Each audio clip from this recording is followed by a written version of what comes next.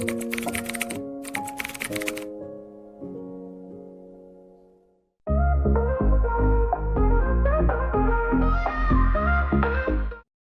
many hugs do you have left before it's all over? Every single day, more than 160,000 people leave this world, and most of them never get the chance to say their final words. We still wish each other health. We talk about peace, kindness, living well, living fully. But there's one truth hardly anyone dares to say out loud. The greatest peace in life isn't between nations, it's between the people living under the same roof. So let me ask you something. Is there someone you're still angry with? A friend you used to be close to? A child who once let you down? A father who once hurt you? Someone you keep telling yourself you'll call when the time feels right. But that day hasn't come. Someone once told Bon, if I had known that was the last time I'd see my son, I wouldn't have stayed silent. If I had known that hug was the last one, I would have held on longer. And I wouldn't have been the one to let go first. We all believe we still have time, but the truth is, no one knows which hug is the last. No one knows which words will be the last. No one knows which glance will be the final one. And today Bon wants to share a story with you. Not to make you sad, not to preach, but simply so you can hear your own heart speak. A story about a father, about an apology that was never spoken and the cost of silence. A hug that can never be given again. Come with us into the story called The Final Argument, The Years of Silence. After that day, Mark never spoke to anyone about what happened. He still went to work, still mowed the lawn every Sunday morning, still paid the bills on time. But inside the house, there was no more sound, no more dinner shared across the table, no more footsteps from Ethan tapping across the old wooden floor. The chair where Ethan used to eat breakfast was still there. The coffee mug he liked was still washed and placed neatly on the rack. His coat still hung behind the door untouched. Part of Mark didn't believe he'd really sent his son away. Another part was still waiting for a text, a phone call, a voice like it used to be saying, "Dad, I'm home," but it never came. Ethan didn't send a wedding invitation, didn't ask his father to attend, didn't call on Thanksgiving, didn't say Merry Christmas, didn't even let him know when he moved to another state. Only old family friends scrolling through Facebook now and then would say, "He seems to be doing well," but he never mentions his dad anymore. Mark read every public post his son shared. He even created a fake account just to see the photos Ethan uploaded. There he was smiling at a birthday party, sitting under a tree, arms wrapped around a dog, looking at peace. Someone once asked in the comments, "Where's your dad?" Ethan replied with a single emoji, a sad smile. No words. Every night, Mark left the porch light on as if Ethan might come home at midnight and need to see the path to the door. But the first year passed, then the second, and by the third, Mark still hadn't called. "I'm the father," he thought. "Why should I call first?" Then came the fourth year. A friend said gently, "Mark, maybe it just takes one. I'm sorry, just that." But Mark shook his head. "I wasn't wrong." He walked away. He went against everything I taught him. If I call first, it's like admitting I failed. What Mark didn't understand was this. Some mistakes aren't about actions. They live in silence. Some wounds don't need someone to be right, they just need someone brave enough to take the first step. Bon once said, "When you look in the mirror and after all these years you still feel anger towards someone, maybe it's not because they were wrong, maybe it's because deep down you wish you had been big enough to hold on to them with just one more hug." Mark used to think strength meant being firm, but real strength is the kind that's humble enough not to turn love into a pride match. And then at 2:00 a.m. the phone rang. Mark had fallen asleep in his old recliner, still holding a photo of Ethan as a little boy. And on the other end, a trembling voice said, "Excuse me, are you Ethan's father? He's just been in an accident." 2 a.m.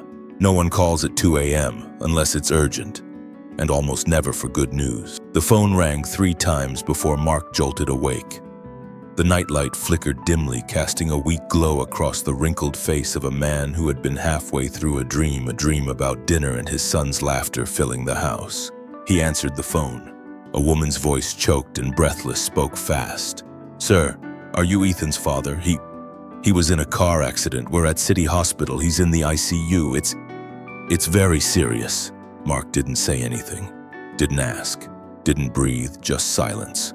Then a soft, barely audible hum, a sound closer to memory than speech. The phone still pressed to his ear, his eyes staring into the distance, not at the wall, but through the years he had lost.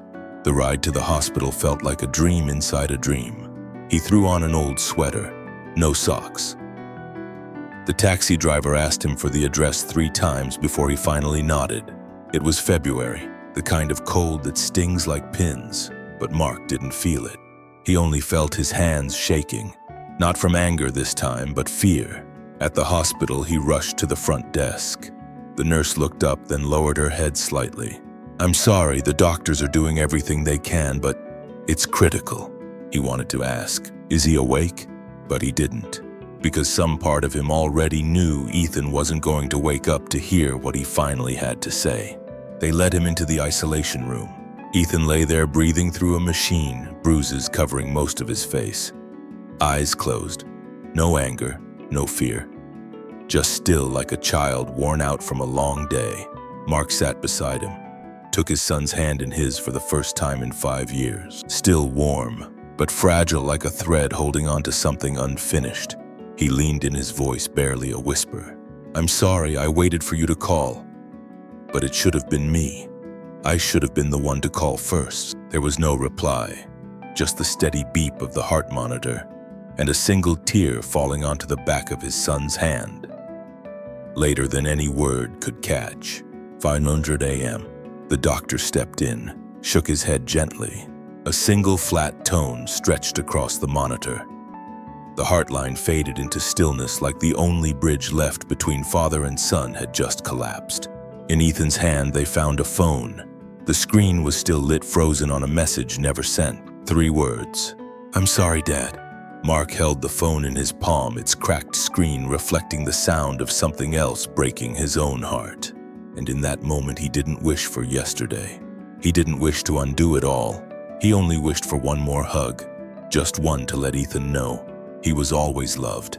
He had just hidden that love beneath too many layers of slants. No hug left to give. The dark wood casket sat quietly at the center of the funeral home. On top was a portrait of Ethan taken when he was 27. A soft smile, gentle eyes, and a peace so quiet it almost hurt to look at. No one knew that the man in that photo had carried for 5 long years an apology he never got to say. And no one knew that the man standing quietly at the back of the room was his father. Mark didn't sit in the front row. He didn't speak. He didn't shake hands. He just stood in the last row, part guest, part witness, part the one who failed. The ceremony was short, simple, exactly how Ethan once said he wanted it. "If anything happens, don't make it a big deal. Let people remember me with a smile." But the truth is, death is never small, especially for the ones still breathing with words they never got to say. As everyone began to leave, Mark stayed. People nodded to him, but he didn't look up. His eyes were locked on the photo of his son, as if holding back something that was rising from deep in his throat. At last, when the room was empty, he stepped forward. He placed his hand on the casket lid, then lowered his head, pressing his forehead gently against the cold wood, and whispered, "Son, the night you were born, I held you the entire night. When you learned to walk, I was always behind you, afraid you'd fall. When you left home, I pretended I wasn't sad. But for over 30 years, there hasn't been a single day I stopped loving you." His voice cracked. His shoulders trembled, not from old age, but from a truth that most people take a lifetime to learn. Some hugs don't wait for you to be brave. They only exist while there's still time. And once missed, nothing in this world can make up for them again. Bond stood a few feet away, silent, not intruding, just witnessing. And when Mark finally turned back, his eyes red and raw, he said something barely above a whisper. "I don't need anyone to forgive me. I just wish I'd spoken first." That day there was no rain, but inside the heart of one father a storm had finally broken, carrying away every word left unsaid, and a hug that would never come again, the funeral of the one who loved you most. There's nothing emptier than attending the funeral of the person who once called you dad. No one teaches you how to stand at a memorial not knowing who you are in the room. A guest, a sinner, or just someone who showed up too late in his own story. Ethan's funeral was simple, warm, just like the person he was. No elaborate speeches, no formal music. Just a few close friends, a handful of co-workers, and a letter read aloud by Ethan's partner. A man Mark had never met, never spoken to, never even acknowledged. In that letter, one line struck Mark so deeply he couldn't look away. Ethan always believed his father still loved him. He just didn't know how to show it. He once told me, if my dad ever reached out, I'd drop everything and come home. But in the end, he didn't get the chance. The room went still. Some bowed their heads, a few wiped tears. Mark just stood there, frozen, like a man listening to his life sentence read out loud with no right to appeal. After the ceremony, a young woman, perhaps a colleague of Ethan's, approached him. "You're Ethan's dad, aren't you?" Mark hesitated. "I used to be." She smiled gently. "He talked about you all the time. Every time we passed the park near his place, he'd say, 'My dad taught me how to ride a bike right over there.' He never hated you. He just kept waiting for you to call first." Mark turned away, not out of shame, but because if he stayed standing a moment longer, he might collapse. Not from grief, but from the weight of knowing his son had never stopped loving him. His son had just been waiting. Bon approached quietly, like someone who always arrives at the exact moment a soul begins to fall. Mark looked at Bon, said nothing. Bon asked softly, "If Ethan were still alive, what would you say first?" Mark looked up at the dull gray sky. He didn't need to think. He answered slowly, "I wouldn't ask him to forgive me. I'd just want to hug him, without saying a word, because in that hug, every apology would dissolve. A father who once thought he didn't need to say 'I love you', who believed a single apology was too small to heal a wound that deep, now stood at the edge of the deepest cut in his life and finally understood. Sometimes all it takes is one glance, one word, one embrace to save a soul, but only if you're not too late." Meeting Bon on the park bench. The winter park was quiet. Wooden benches damp with frost sat scattered beneath leafless trees. The air wasn't freezing, but it carried that kind of dry chill that made people introspective without meaning to. Mark sat alone on the bench near the lake. In his hands was the folded funeral program, creased in quarters, worn and crumpled like a chapter of his life he had tried too long to hide. He couldn't remember the last time he'd sat in a park. Maybe it was when Ethan was little that afternoon they practiced biking. Ethan fell, scraped his knee, but laughed anyway. Or maybe it was the day he came here to sneak a cigarette back when Ethan's mother was still alive. Now there was no one left to hide from, and no one left to impress. Footsteps broke the silence. Bon appeared in a gray coat, hands in his pockets like an old acquaintance showing up just when you didn't know you needed one. He didn't ask anything, didn't pity. He just sat down half an arm's length away. They both sat in silence for a long while, until Mark finally spoke. "You know, I used to think being a father meant never being weak, never apologizing, never letting your child see you hesitate, struggle, or fail." Bon didn't answer, just gave a small nod like agreeing with something that didn't need words. "Now I know. Being a father isn't about being a statue, it's about being human, a person who knows how to love, how to hug, how to get things wrong and say, 'I'm sorry.' And it took me a lifetime to learn something that simple." Bon asked, "If Ethan were alive today, what would you do first?" Mark didn't hesitate. "I'd make breakfast.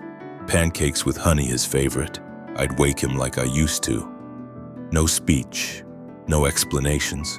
I'd just pull out the chair, sit across from him, and let the warmth of that meal say everything I never could." Wind brushed across the lake. A dry leaf touched the water and spun softly in place.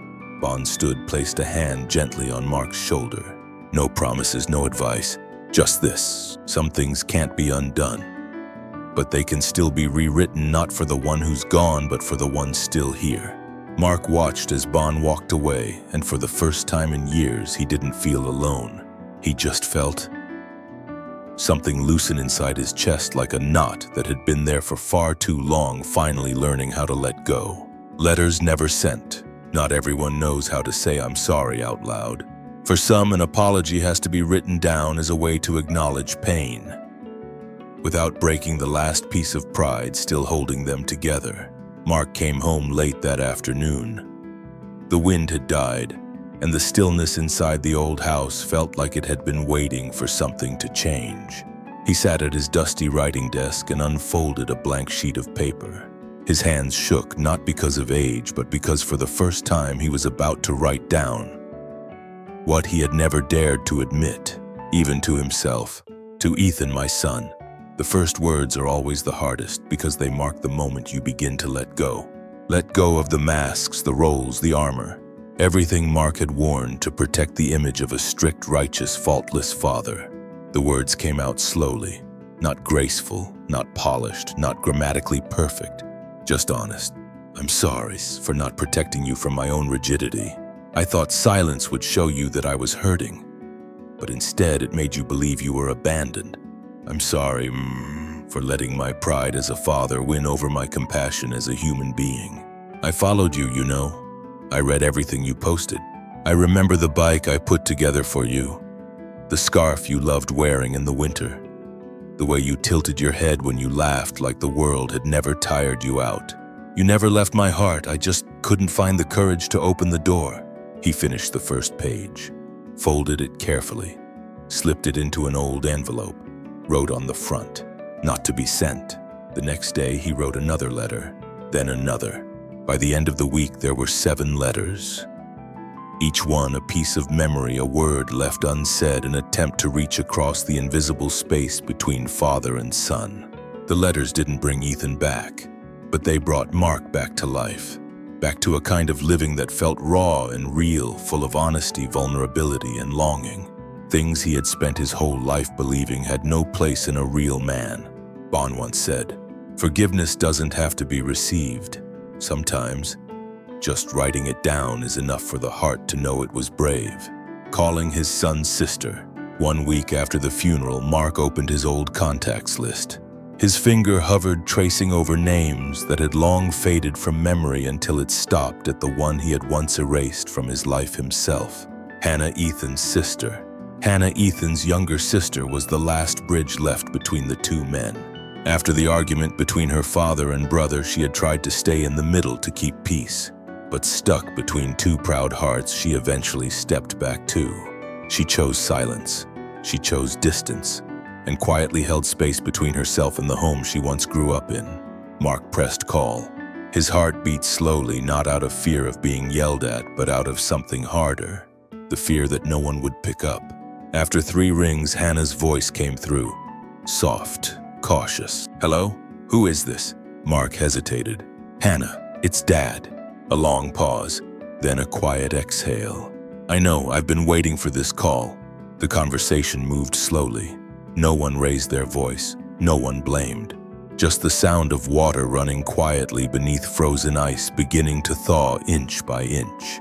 Mark spoke about the letter he had written to Ethan, about the sleepless nights, about how the greatest failure of a father wasn't being wrong, but not knowing how to say, "I was wrong." Hannah cried on the other end, and for the first time in years, she let herself fall apart. "He never really hated you. He was just tired. Tired of always having to prove he deserved to be loved."